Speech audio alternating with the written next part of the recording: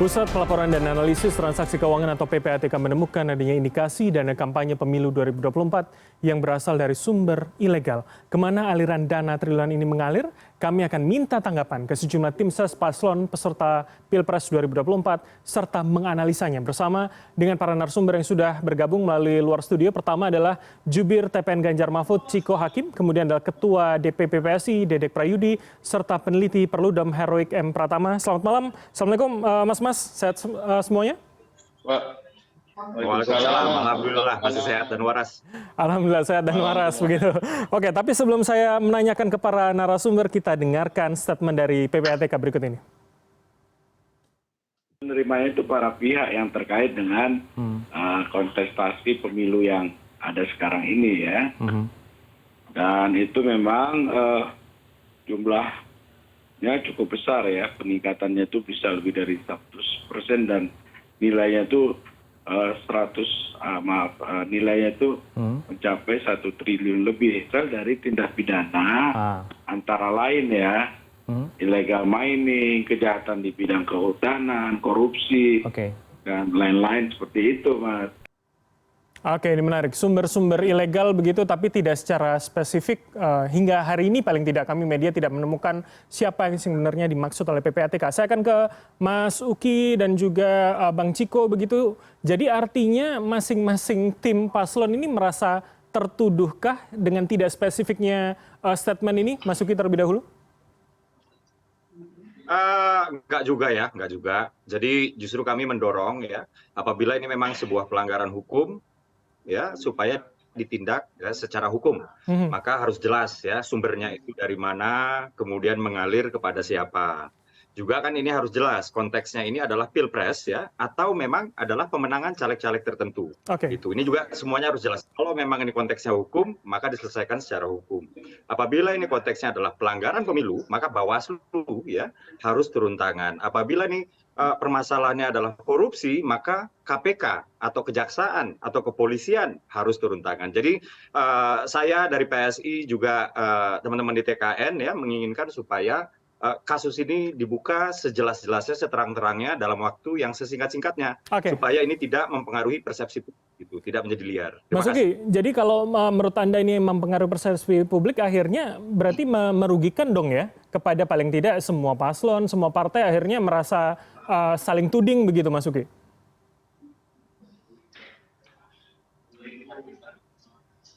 Baik. Sepertinya kami ada gangguan sambungan ke Mas Uki. Saya ke Bang Ciko terlebih dahulu. Kalau dari Anda dan TPN seperti apa kemudian melihatnya? Merasa tertuduhkah tidak clear-nya statement ini, Bang Ciko? Ketika pertarungan narasi terjadi, maka di era... Halo. Ya. Silakan, Bang Ciko. Ya. Jadi kami melihatnya apa yang kita dengar bersama tadi dari statement PPATK, dan kalau secara awam menilai tentunya di situ sudah jelas ada pelanggaran hukum karena dibilang adalah sumber-sumber keuangan itu berasal dari illegal activities seperti illegal mining dan lain-lain ya, kasus korupsi dan lain-lain. Nah, ini yang saya rasa harus segera disambut oleh kepolisian, kejaksaan maupun KPK. Nah, tidak harus menunggu-nunggu lagi sehingga tidak ada semacam tebak-tebakan di antara semua paslon maupun timnya dan juga di masyarakat. Nah, ini yang saya rasa harus segera diselesaikan. Dan saya rasa tentunya konteksnya bukan hanya soal pemilu, dan ini jelas.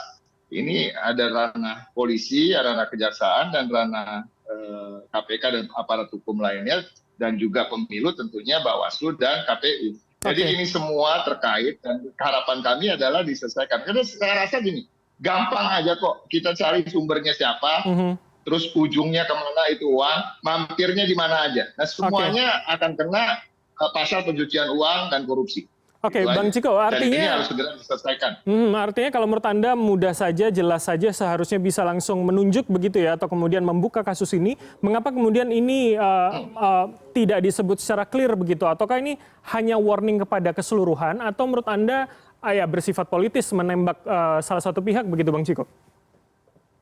Ya nggak etis kalau secara temuan tadi sudah dikatakan itu adalah temuan PPATK. PPATK adalah badan resmi negara yang tugasnya untuk menemukan transaksi-transaksi janggal dan lain-lain.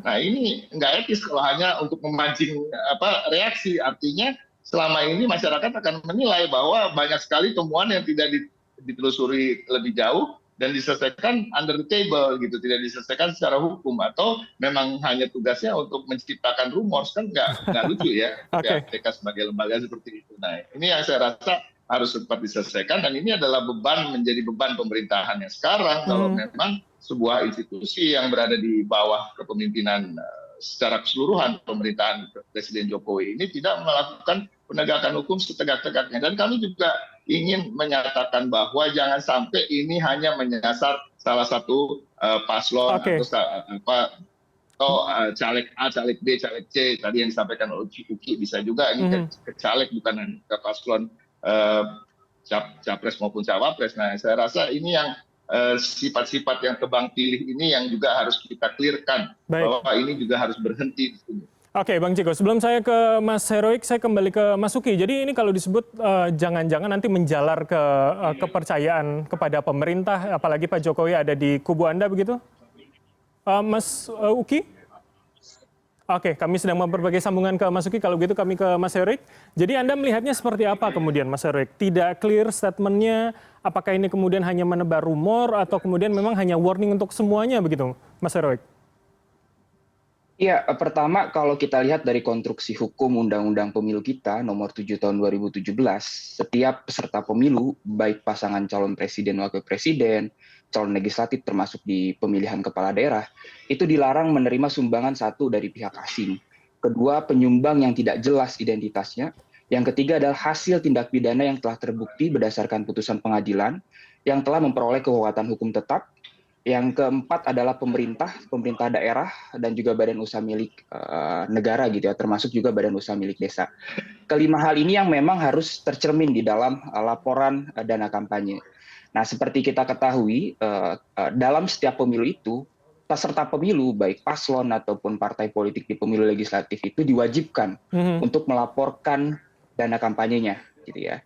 Di Undang-Undang Pemilu memang diatur 2 laporan. Yang pertama adalah laporan awal dana kampanye, dan yang kedua adalah laporan penerimaan dan pengeluaran dana kampanye. Mas Heroik, tetapi sebelum jauh ke sana, maaf saya potong, tapi saya sebetulnya tertarik pada sumber dana. Seingat saya soal donasi itu kan sebetulnya juga diatur, apalagi kemudian dari pihak swasta, persorangan yang kemudian ada batas minimalnya begitu. Nah, di mana kemudian kita bisa membedakan hal itu masih masuk dalam aturan yang saya sebutkan tadi soal donasi, dan kemudian di soal sumber-sumber ilegal tadi. Ini kan paling tidak ya kalau saya yang awam melihat ini agak tipis begitu barriernya begitu, Mas Heroik. Ya, sumbangan dana kampanye itu kan bersumber dari beberapa hal. Satu dari pasangan calon itu sendiri, kedua dari partai politik pengusungnya, yang ketiga adalah pihak lain. Pihak lain ini ada perseorangan, ada kelompok, dan juga ada badan usaha swasta. Nah, untuk pihak lain, Undang-Undang Pemilu kita mengatur ada batasan maksimal sumbangannya, yaitu 2,5 miliar untuk perseorangan dan 25 miliar untuk kelompok dan badan usaha swasta. Tetapi pihak lain ini perlu jelas gitu ya, setiap orang yang menyumbangkan atau mendonasikan uangnya kepada peserta pemilu, itu harus disertakan identitas, termasuk ada disclosure gitu ya, bahwa ini bukan berasal dari tindak pidana dalam konteks uang yang ilegal tadi gitu ya. Namun memang Mas, persoalannya isu ini kan sebetulnya bukan isu yang baru. Saya kira hampir di setiap pemilu selalu muncul soal akuntabilitas dana kampanye kita dari sumbernya dan seterusnya. Karena memang kalau kita lihat dari setiap pemilu ke pemilu gitu ya, apa yang dilaporkan oleh peserta pemilu sebetulnya itu tidak mencerminkan sumber real yang kemudian diperoleh oleh pasangan calon ataupun partai politik peserta pemilu. Sehingga saya kira kami melihat apa yang dijadikan temuan PPATK ini harus segera ditindaklanjuti oleh Bawaslu. Dan sepemahaman saya, PPATK sudah bersurat kepada Bawaslu ataupun KPU begitu ya, yang kemudian memiliki otoritas untuk melakukan investigasi lebih jauh dari mana sumber ini berasal. Oke, Mas Heroik, betul masuk ke rekening atau tidak. Oke, ini yang menarik juga bahwa paling tidak kami media mendapatkan statement dari Bawaslu dan KPU mengatakan memang tidak ada poin detail soal yang dimaksud, walaupun kemudian kami mengutip sekali lagi apa yang disebutkan oleh KPU bahwa ada frasa salah satu yang mendapatkan sumber dananya adalah sekjen partai politik, yang salah satunya juga dikomentari oleh peserta Pilpres yaitu Mahfud MD. Kita dengarkan statementnya berikut ini. Harus diperiksa oleh kejaksaan, kalau itu dilaporkan kejaksaan, oleh KPK, kalau dilaporkan ke KPK, oleh kepolisian, kalau dilaporkan ke kepolisian. Itu kewajiban. Diperiksa dulu, harus diperiksa dulu. Itu kan resminya ke bendahara parpol. Terus kemana dan bagaimananya dan dari mananya, kan itu yang penting. Kalau itu terkait pencucian uang, itu bisa menjadi kasus yang serius gitu. Jadi biar aja diperiksa. Oke, saya ke Mas Heroik lagi begitu. Ini kalau kemudian paling tidak KPU sudah menyebutkan ada frasa bendahara partai politik yang menerima begitu. Ini menurut Anda hanya teaser saja kalau film gitu ya kita umpamakan, atau kemudian ini ingin lebih spesifik dan satu langkah lebih jelas begitu, Mas Heroik? Ya, saya kira gini, dalam konteks tata kelola dana kampanye, ini bisa dibedakan ya. Misalnya untuk pasangan calon, tim pemenangan itu punya bendahara sendiri. Nah, untuk partai politik, dia juga memang diwajibkan untuk melaporkan dana kampanye, apakah kemudian ini dikelola oleh bendahara partai politik atau masuk dalam konteks bendahara tim pemenangan.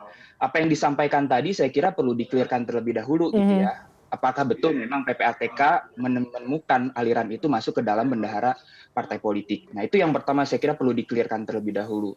Karena dalam konteks dana kampanye tadi gitu ya, bendahara dari masing-masing peserta pemilu termasuk paslon itu biasanya berbeda dengan bendahara partai politik. Nah, itu yang pertama. Nah, ya. Mas Heroik, bukankah kemudian, seingat saya dalam aturan seharusnya ada rekening khusus yang memang digunakan begitu, bukan kemudian spesifik pada jabatan-jabatan tertentu yang ada di dalamnya? Iya, betul.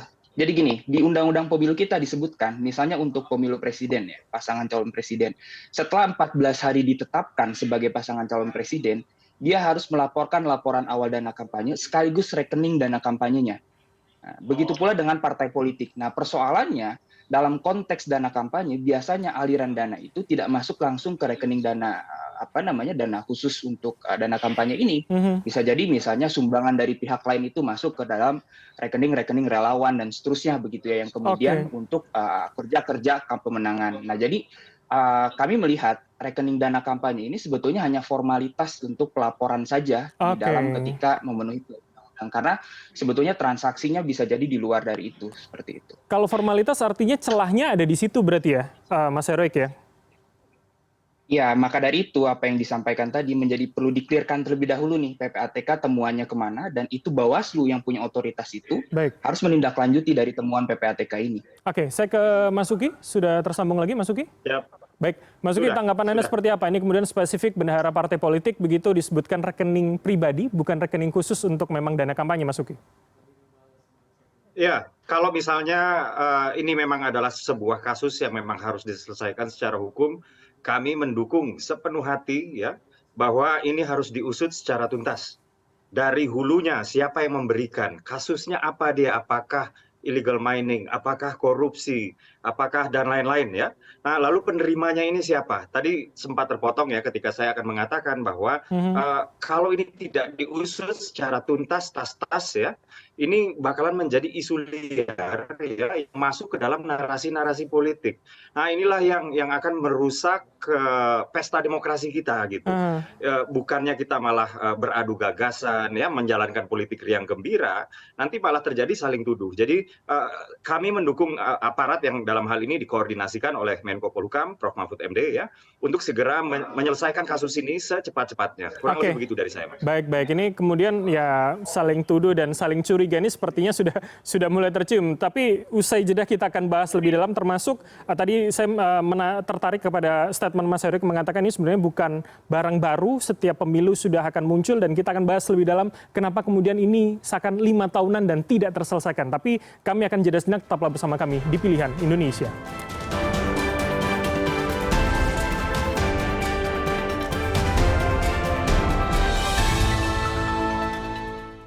Anda masih bersama kami di Pilihan Indonesia, dan saya masih bersama dengan narasumber yang terhubung dari luar studio. Ada Mas Heroik, ada Bang Ciko, dan juga Mas Uki. Saya ke Bang Ciko kali ini. Kalau kemudian tadi sebelum jeda Mas Uki mengatakan ya saling sindir, saling tuduh ini sudah ada. Dari pihak Anda seperti apa? Apalagi tadi statementnya jelas bahwa bendahara partai politik. Ini kan semakin jelas begitu ya. Saya minta tanggapan Anda, Bang Ciko. Saya mengacu dengan statement saya di awal dan juga apa yang disampaikan oleh Pak Mahfud ya, ternyata kan sama ya. Pada prinsipnya kita melihat ini dari sisi segi hukumnya dulu. Kita kesampingkan dulu soal pemilunya. Jadi PPATK sebagai sebuah institusi yang tugasnya adalah melihat dan menyoroti perputaran uang, ya kan, aliran dana-dana, khususnya yang ilegal dan lain-lain. Nah, ini juga sebagai institusi yang harusnya juga tidak melempar rumor begitu saja, tetapi langsung melakukan tindakan yang to the next level. Next levelnya apa? Yaitu melaporkan ke kejaksaan, kepolisian, dan maupun KPK. Nah, ini yang, dan tentunya itu akan otomatis berdampak dengan apa yang terjadi dalam pemilu, ya Bawaslu maupun KPU juga akan bertindak. Nah, ini kan menjadi kesatuan. Kita ini bukan pemilu di negeri anta beranta, kita ada pemilu di negeri Indonesia yang punya hukum yang jelas gitu ya, menjadi kesatuan. Jadi apapun itu hukum positif di negeri ini itu di atas aturan-aturan KPU maupun Bawaslu sesungguhnya. Jadi apa yang disampaikan Uki bagus juga tadi, sesuai dengan apa yang saya sampaikan, bahwa cari aja sumbernya siapa, sebutkan siapa sumbernya. Kalau nggak mau sebutkan di umum, ya sebutkan melalui aparatur negara dan dilaporkan secara hukum. Dan ini ya diselesaikan. Nah, jangan juga yang kami harus ingatkan lagi, jangan juga ini menjadi ajang untuk memojokkan salah satu paslon, salah satu partai, salah satu caleg. Nah, ini juga berbahaya sekali karena negara kita ini akhir-akhir ini kita melihat kekuasaan kadang-kadang digunakan untuk hal-hal yang untuk menyandra sebagian orang, tapi juga membebaskan sebagian yang lain yang kita ketahui juga sesungguhnya bersalah. Gitu. Kalau kemudian Anda mengatakan jangan sampai kemudian ini jadikan senjata untuk menembak salah satu pihak begitu, ini jangan-jangan maksud Anda adalah PPATK digunakan sebagai alat begitu, Bang? Atau seperti apa? Ya kita takuti itu, kita patut waspada lah. Kita tahu kok sudah menjadi rahasia umum kok di negeri kita hukum ini kadang-kadang ada soal tebang pilihnya. Bahkan itu juga yang menjadi sorotan Menko Polhukam Pak Mahfud pun kadang-kadang harus bertindak ekstra di luar kewenangannya untuk menyoroti berbagai kasus yang tidak ditelusuri oleh pihak-pihak tertentu. Kita tidak lihat beberapa kasus ya kan, kasus Sambo, kasus yang lain itu kan menjadi perhatian khusus walaupun itu bukan kewenangan beliau, dia sebagai Menko ya, tapi dia bersuara itu dan dia mengeluarkan opininya dia itu matter. Akhirnya membuat sebagian dari aparat-aparat tertentu melakukan pemeriksaan lebih lanjut dan lain-lain. Oke, Bang Ciko, saya ke Mas Heroik kalau begitu. Tadi sebelum jeda pun di segmen sebelumnya Anda mengatakan bahwa ini berulang begitu. Tadi Bang Ciko mengatakan ya sudah kalau memang ada laporkan saja ke penegak hukum, atau jangan-jangan memang selama ini sudah terjadi tapi tidak ditindaklanjuti. Perlu melihatnya seperti apa? Bagaimana datanya begitu, Mas Heroik? Ya, kalau kami pernah melakukan studi di pemilu 2014 ya, dan juga di pemilu 2019. Nah, salah satu studi yang kemudian kami publikasikan, judulnya adalah Basa-basi Dana Kampanye. Karena kami melihat laporan-laporan yang disampaikan, laporan penerimaan tadi dari pihak partai politik, pasangan calon, ataupun pihak ketiga, baik perseorangan, kelompok badan usaha, termasuk pengeluaran expenditure dari partai politik, peserta pemilu, dan juga pasangan calon, itu tidak mencerminkan biaya real yang kemudian cash flow yang mereka terima selama proses kampanye begitu ya. Contoh konkret misalnya, hari ini kan laporan awal dana kampanye itu sudah diserahkan ke Komisi Pemilihan Umum begitu ya. Nah, tetapi kami melihat itu tidak kemudian mencerminkan biaya real yang kemudian diterima oleh masing-masing pasangan calon ataupun sumbangan dari pihak lain. Sumbangan dari pihak lain kan bukan hanya dalam bentuk uang, Mas, tetapi juga bisa dalam bentuk barang misalnya. Ketika misalnya dia beriklan di media sosial gitu ya, baik kelompok relawan, perseorangan, hari ini tuh di Meta atau di Facebook itu ada yang namanya Ads Library. Kita bisa lihat berapa banyak kemudian orang yang beriklan di media sosial yang mengkampanyekan pasangan calon atau partai politik, dan itu tidak tercermin begitu ya. Nah, jadi memang lihat itu memang hanya murni urusan administratif. Jadi di sisi lain memang kerangka hukum kita juga tidak cukup tegas. Misalnya ketika nanti di akhir masing-masing pasangan calon, partai politik peserta pemilu itu kan diwajibkan melaporkan penerimaan dan pengeluaran dana kampanye dan akan diaudit oleh akuntan publik. Nah, tapi auditnya itu adalah audit kepatuhan saja, Mas. apakah patuh tidak ada penyumbang yang melebihi 2,5 miliar untuk persorangan, dan kelompok dan badan usaha tidak melebihi 25 miliar gitu ya. Tetapi di sisi lain juga harus dicek juga kepatuhan itu apakah ada sumber-sumber penerimaan yang berdasarkan dari 5 larangan tadi yang sempat saya sebutkan gitu ya. Baik. Nah, tapi audit ini tidak mampu lebih jauh. Gitu. Harusnya dilakukan audit investigatif. Oke, baik. Mas Erik, berarti artinya masalah yang tidak terselesaikan adalah soal transparansi yang kemudian tidak didetailkan begitu? Betul. Persoalan transparansi ini tidak didetailkan dalam keuangan kita. Kalau kita berkaca deh dari banyak negara lain ya, cash flow penerimaan dan juga expenditure laporan itu dilakukan secara detail dan itu publik bisa mengetahui begitu ya. Nah, sayangnya memang pencatatan ini yang memang belum tuntas dalam dana kampanye di Indonesia begitu ya. Karena lagi-lagi kami melihat ini hanya sebatas laporan administratif karena ada konsekuensi hukum, Mas. Kalau dia tidak melaporkan laporan awal dana kampanye misalnya, ada diskualifikasi sebagai peserta pemilu. Baik. Lalu kemudian ketika dia tidak melaporkan penerimaan dan pengeluaran dana kampanye, maka tidak akan dilantik seperti itu ya. Baik. Nah, jadi memang ada kekhawatiran seperti itu. Tapi lagi-lagi auditnya itu hanya audit kepatuhan, bukan kemudian audit investigatif untuk kemudian mengecek lebih jauh kebenaran penerimaan dan pengeluaran dana kampanye selama pemilu itu. Oke, seperti yang Anda katakan tadi, seakan-akan ini hanya menjadi formalitas begitu ya. Saya minta tanggapan Mas Uki. Jadi masalah transparansi belum ada, terus kemudian ini diragukan oleh publik, jangan-jangan isu ini ya hanya bergulir saja tapi lupa lagi, Mas. Jangan-jangan pemilu 5 tahun lagi kita akan mengulang lagi isu ini, begitu Mas Uki? Iya, kalau memang ini benar ya, sudah terjadi berulang-ulang, artinya apa yang menjadi fenomena yang kita sedang diskusikan hari ini sebenarnya berarti ini adalah kabar baik ya, bahwa apa yang sudah menjadi norma, dianggap biasa dulu-dulu gitu, sekarang terungkap, misalnya seperti itu ya. Nah, tapi di luar itu semua, saya dapat mengatakan bahwa paslon kami, Pak Prabowo, itu melakukan apa ya, terkait dengan financingnya, melakukan apa yang sudah menjadi aturan pemilu kali ini gitu. Nah, terkait dengan misalnya saya juga sebagai caleg ya, caleg PSI. Nah, ini kan kalau kami ini kan ada yang namanya SIKADK gitu. SIKADK ini termasuk ya yang kami laporkan itu bukan hanya keuangan, tapi juga sosmed kami ya, baik itu yang di X atau Twitter ya, masanya zaman dulu disebut Twitter, lalu juga Instagram dan lain-lain. Jadi sebenarnya mekanisme ini udah ada ya. Kalau dari kami sih kami melakukan sesuai dengan apa yang sudah diundangkan, dijadikan aturan. Okay. Jadi betul ya, tadi Mas Hero bilang bahwa ini sebaiknya diungkap saja langsung ya. Ini mudah-mudahan apabila ini memang ada pelanggaran dan apabila memang betul ini adalah kebiasaan lama yang berulang ya, moga-moga fenomena ini dapat menjadi sebuah turning point ya, supaya ini tidak terulang lagi ke depannya gitu. Tapi yang jelas ya, dan yang pasti ya, PPATK itu kalau memang tidak bisa mengungkap ke publik ya, seperti kata Mas Ciko tadi, saya sepakat sekali, itu diungkapkanlah itu kepada aparat-aparat penegak hukum gitu, supaya jelas dan supaya ini tidak menjadi normal lagi gitu. Oke, Mas Uki, tapi kalau kemudian sudah dilaporkan tapi kemudian tidak ditindaklanjuti, ini kan menjadi kritik publik juga, dan kemudian ya kepercayaan publik atas penyelenggaraan pemilu kan juga akan lebih rendah begitu loh, Mas Uki. Nah itulah yang saya khawatirkan ya. Kalau ini lama-lama menjadi narasi politik, masuk menjadi lempar sana sini soal persepsi ya. Ini nggak hanya soal paslon saling memojokkan, Mas, tapi juga bisa meruntuhkan wibawa demokrasi di kita.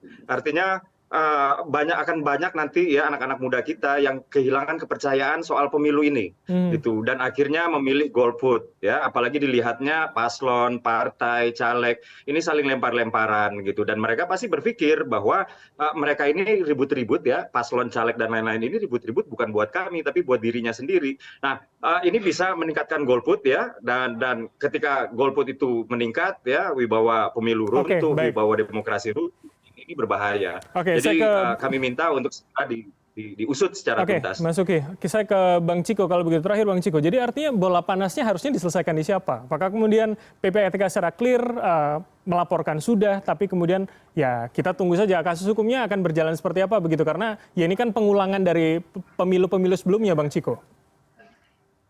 Ya, bola panasnya harus diselesaikan dimulai dari yang melempar bola panas itu pertama kali. Jadi, seperti tadi, press conference yang dilakukan PPATK juga mengambang seperti itu, menurut saya juga kurang etis ya, dan kurang apa ya, itu tadi seakan-akan ingin melempar rumor dan bukan waktunya juga melempar warning ketika mereka menemukan transaksi yang jelas-jelas janggal, transaksi yang jelas-jelas bisa dianggap ilegal.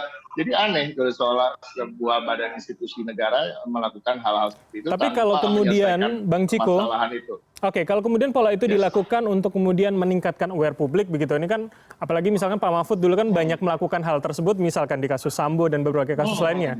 Ya, bukankah itu menjadi masuk akal logika itu?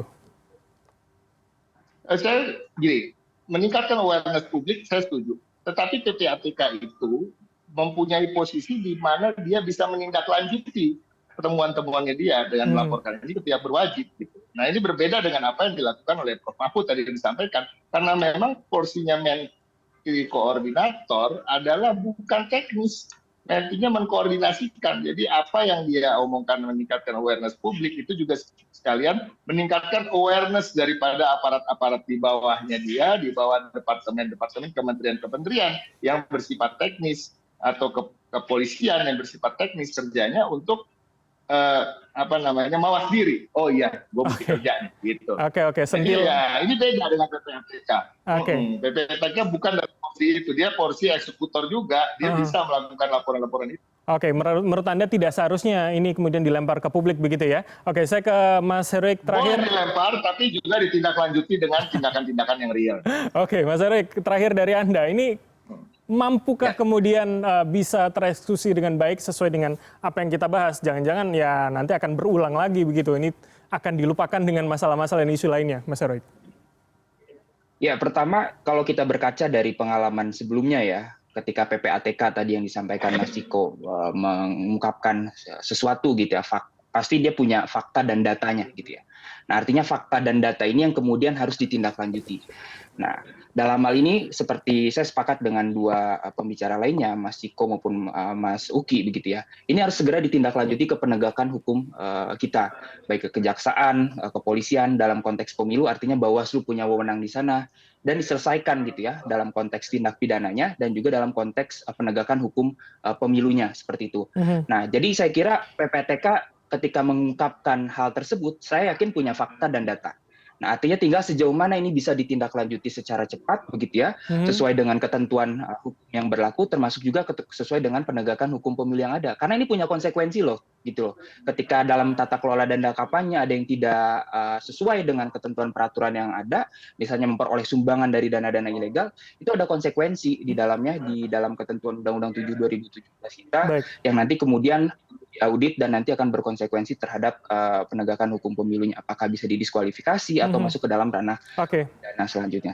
Oke. Konsekuensinya cukup panjang dan berarti begitu ya. Terima kasih atas waktu ketiga narasumber kami. Ada Bang Ciko, Jubir TPN Ganjar Mahfud, kemudian Mas Uki, Ketua DPP PSI, dan juga Mas Heroik, peneliti Perludem telah bergabung sama kami. Selamat malam, sehat selalu Mas-mas sekalian.